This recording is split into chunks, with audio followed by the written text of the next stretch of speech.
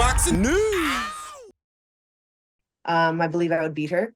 And I think so. I think that I would give her definitely a tough fight. I believe I would beat her. And I think that the fans deserve to see it. She needs big names, right? She's done well at the higher weight classes, and she is obviously a great athlete and an amazing boxer, and I have nothing bad to say about what she's accomplished. But she did just sign this really big deal, right? This $8 million deal, and what comes with that kind of money is you gotta give big, challenging, quality fights against quality opponents. To evaluate the merits of Michaela Mayer's statement that Clarissa Shields needs big names, and more specifically, she needs the fight with her, just think about what the alternative is. What if she doesn't get Michaela? What else is out there? Who else is out there? The girl's at 168. Michaela's got a more established name, and she is a more established fighter than any of them, two of which Clarissa already fought. She already fought Franchon Cruz 2 times. She already fought Savannah. She's yet to fight Jadeja, but Jadeja doesn't have a bigger name than Michaela. Unbeaten Raquel Miller is set to return to action in what will be her MVP debut. She's also got an axe to grind with Clarissa Shields. They have history, but Raquel Miller is nowhere near as known as Michaela Mayer, so in many ways, Michaela is right. Clarissa needs that fight, and I will go as far as saying that Clarissa needs the fight with Michaela more than Michaela needs the fight with Clarissa, because if she were to go up there, Clarissa doesn't hold any belts at 168. Or 160, she wouldn't be bringing a belt for them to fight for in terms of money. Whose promoter do you think has more money? MVP or Dimitri Salita? This isn't hard to figure out, and what's even funnier is, upon entering free agency, MVP did make a play to bring Clarissa Shields to their side of things, but she entered into that Win Records deal that reads more like an extension with Dimitri, since he's still the one promoting her. Worth an estimated $8 million value spread across 2 years. I believe that's how the deal breaks down. I don't actually believe she's getting $2 million per fight. I don't believe she got $2 million to fight Franchon again. Nope. If she would have went with MVP, that would have given her access to the ESPN platform, the Sky Sports platform, if the fight is big enough, the Netflix platform, but she chose what she chose, and I believe she needs the Mayer fight more than Michaela needs it. Michaela's got options. She's got Lauren Price. She's got Chantel Cameron, a rematch with Alicia Baumgartner,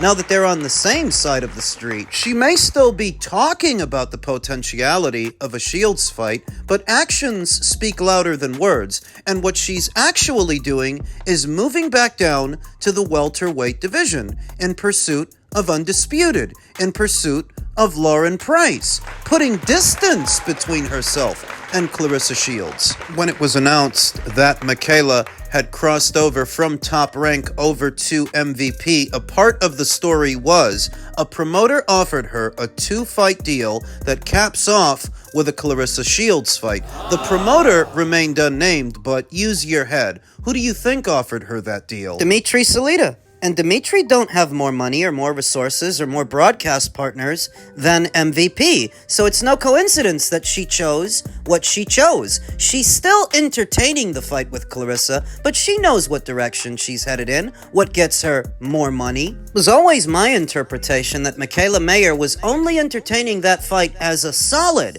to Clarissa Shields, who she knows is in dire need of meaningful fights, since she hasn't had one since the Marshall fight. What was it, 3 years ago? I never expected that fight between her and Clarissa to happen, and I still don't. There just isn't enough in it for Michaela. Not enough of an incentive to move that high up in weight, far removed from where you normally campaign, for what amount of money? I don't know what Clarissa Shields is going to do next or who she's going to fight. There's always been a scarcity of opponents at the weights where she campaigns. She recently released a single dedicated to her beau, Papoose. Oh, God. Further accenting what I've been telling you, that she's trying her best to exit the boxing space and enter the hip-hop space, which is a bit more mainstream, but there are few things as cringeworthy as athletes that pursue music careers. Because the guy you're lying down with is a rapper doesn't mean You need to do that too. Something else that I don't think is going to go over well within that hip-hop space that has been having a lot of fun, making fun of Clarissa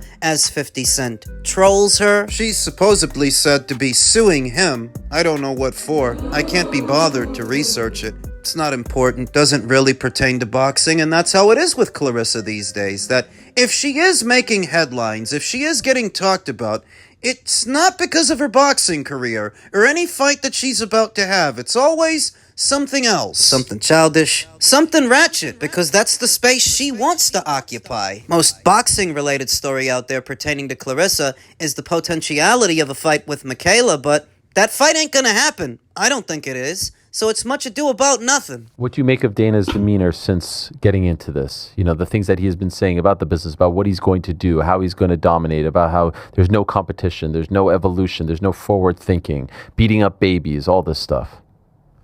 That's Dana. I mean, he's a bully. I get it. I mean, I don't understand. I don't understand for my purposes, you know, Dana, you know, words meet your actions, actions meet your words. Right? And I listened to all of his stuff where he used to just destroy boxing promoters, that we take no risk. We just show up, we leverage everything for one night, we take no risk. And then I see him, you know, like tattoo on an island between Crawford and Canelo in a photo op where he's not doing anything. He's like, you know, he didn't take any risk on that fight. He's not doing that. He's standing there just like one of us schmucky promoters in between two guys and like a stand-up cutout. It just feels off to me, right? I have personally, I'm not a big thing of like sticking my face in between the fighters. I think like when somebody wants my fighter, I give it to him. I give you the privilege to promote it. You get the branding. You get this. I just don't get some of that kind of pageantry that exists in the sport, but we do it, and it's kind of like, eh. But that one, I give them so much credit because they do take risks. They do they do monetize the product and own it. In this one, they were just an extension. They were an agent for a ring. And that just feels off to me. It doesn't feel like their business model. And it feels like what he was criticizing us about years ago, he was doing here in this case. And then they say, oh, and we're not paying Conor Benn. Who signed him then? Well, Zuffa are definitely the ones who signed Conor Benn, but Turkey LL Sheikh is the one who financed the acquisition. Turkey is the reason Conor's over there, like Turkey is the reason Dana White's over here within the boxing space, because for how many years did you hear Dana White criticize the sport of boxing as an industry, calling it a broken sport and likening every fight card to a fire sale, saying that the existing promotional outfits had no ingenue and no vision? Well, failing to launch his own endeavor into boxing, he only got to do it because of Turkey. He couldn't do what Matchroom is doing or what Top Rank has been doing, Queensberry, all on his own. He needed to form a conglomerate To try to do what they've been doing for years. So now he can do some things with Zuffa that there is so much money behind it and so many fingers in that pie, though a fool and his money are easily parted. What? It's the saying that comes to mind. If you've been monitoring my coverage of Zuffa's entry into the sport, you will have heard me say this more than once, that at some point, in spite of all of Zuffa's resources, it's gonna boil down to know-how. You can have money, buckets of money, but that by itself won't grant you know-how. The know-how to promote boxing. Fool and his money are easily parted. What I liken it to is lames with money. They may have enough of it to get the hot girl's attention, and they may even wrangle a situation where they get to take the hot girl home. Bust a nut or two. But he doesn't really know how to make the hot girl's legs shake. He doesn't really know how to make that hot girl crazy about him, like she'd be crazy for some other guy with a lot less money than he's got. So while the fool, with his money, may wrangle a situation to where he gets to take the hot girl home, it's a rather expensive proposition for him. How much cash are you gonna have to burn through? How much cash did Turkey have to burn through to get Conor Benn over to Zuffa? And now that he's there, what's supposed to be the return on that investment? What's the end game? I think they got to be careful. I think they have to be careful. I haven't seen this much vocal just rage by the MMA athletes today against UFC than in 30 years. I've never seen this. The genie's out of the bottle. I think they played a game with this Conor Benn thing. I don't know what the purpose of that game was, right? And then they kind of try to wipe their hands of it, but that domino fell. And I have never seen anything where these athletes who were so scared to say anything, this is like old Iron Curtain shit, right? Where people don't say anything. I'm going to get thrown into Siberia. I'm going to be thrown away. And the propaganda, I got to listen to all that bullshit. I haven't never seen anything like this, where these kids are just all now voicing their opinions. And that's the domino I'm not sure they thought was going to fall when they got into it. Getting Conor Benn to leave Matchroom for Zuffa was a vulgar display of power, but not necessarily Zuffa's power, it's Turkey's power. His money's what made that happen, but it's Zuffa that's taking the hit. If Zuffa's gonna claim responsibility for poaching Conor Benn from Matchroom, how do you think those UFC guys are gonna feel about that? While Dana White is the face of the company. Before a fight, after a fight, he's the one filled in questions, just like he does at the UFC. So to them, you can pay Conor Benn $15 million or whatever it is, but we're here taking knees and kicks in the face. For peanuts. Getting choked out, we're getting stomped on, we're getting beat up. For peanuts. These guys are in a business of fighting, not finance. You can tell them where the money came from, but the outrage will be the same. They're gonna look at it as Dana White can get some boxer 15 mil, but we're here. While you're bragging about how this is like beating up babies, you're claiming responsibility for the acquisition. So to your UFC fighters, you're willing to pay a boxer more than you've been willing to pay them, and they're not happy. They're more vocal now than they've ever been. For fear of reprisal in the past, a lot of fighters kept their traps shut, but not this time. You have to wonder what effect that's going to have down the line. That dissension. And Conor? It was bold, poaching Conor from Matchroom, but now that the dust is settled and people have had time to think about it, it's not the flex it's made out to be, that you had to pay that guy that much for a Regis Prograis fight.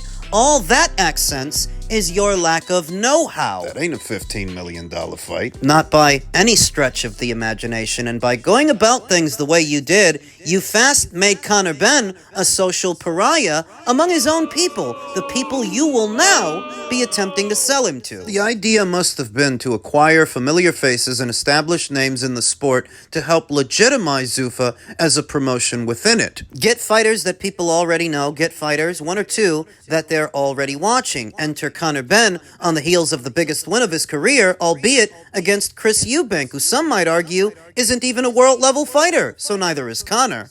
You paid that guy how much money? Wow. It's not the flex it was initially made out to be, and a fool and his money are easily parted. Zuffa's got a lot of that. They got a lot of money, but not a lot of know-how.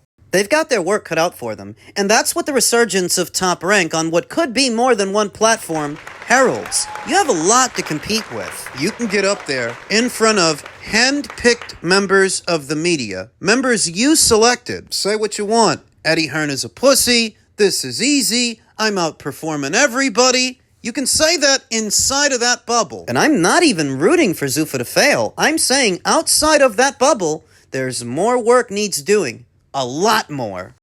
Something that's really irrelevant right now. The kid keep talking about whenever. I'm talking about let's do it this year. You know what I'm saying? So he's obvious, like, he's not trying to fight this year. It's obvious, you know what I'm saying? So I had to approach him, ask him, see what he was on. That was at the press conference, and he had turned and said what he had said to me, and I said, okay, I'm gonna let my hands do the talking, and I still feel that way, I let my hands do the talking, so I don't got too much to say, but when it's time to step in the ring, I'm definitely ready, and I always be ready. The last I heard, in that same breath, he said he didn't want to fight me, he wasn't ready to fight me, so I'm open to fighting anybody, so when the time is right, I'm definitely, I'll be right there, and right now I'm at 135, and I've been here doing what I'm doing here, so I'm definitely open to fighting anybody, though. So apparently Keyshawn Davis confronted Abdullah Mason about a potential fight at the kickoff press conference for the Top Rank on DAZN launch. You often hear me use the phrase, much ado about nothing.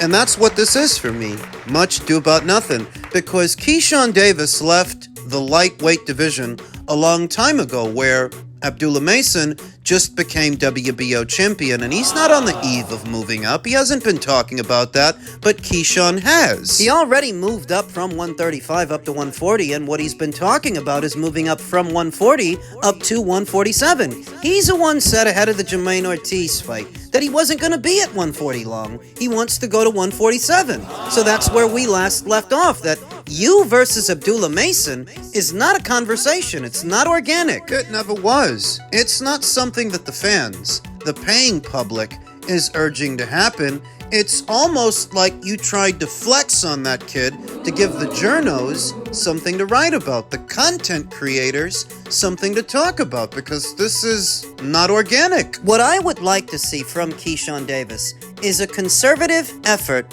to become a champion at a second weight at 140, maybe a fight with a Gary Antoine Russell, maybe a fight with a Dalton Smith or a Richardson Hitchens. Those are fights I'm interested in seeing Keyshawn in, because he didn't do that much in the lightweight division. He beat Dennis Berenchik, and that's all well and good, but that's one champion, and he wasn't even a champion very long. If you're asking me what I would like to see from Keyshawn, that's what I would like to see. A bit more stability and a bit more direction. He likely wants to go to 147 because the names up there are bigger.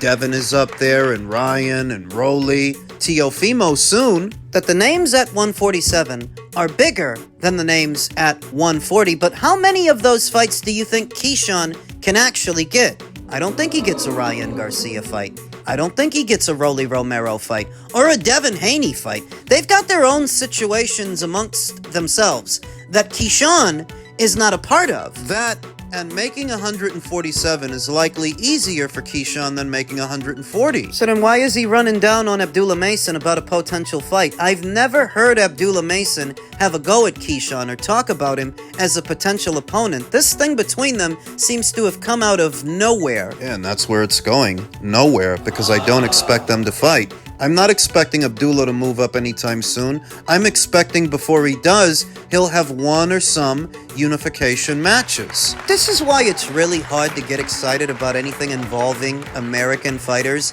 because there's just so much hoopla, so much hoorah, and so much talk that doesn't result in anything. It's just talk for the sake of talk. It's much ado about nothing. It gives the videographers and the content creators something to upload on their channels, and on their channels, it does generous metrics, but push comes to shove, for the industry of boxing, this isn't resulting in anything. These two kids are not about to fight. And that's the way it is with American fighters most of the time, where the Japanese are getting their super fight between Naoya Inoue and Junto Nakatani. And the Brits, they don't really struggle much to put together fights either. Here in America, It's just talk for the sake of talk all the time. It's very performative, and it gets old fast.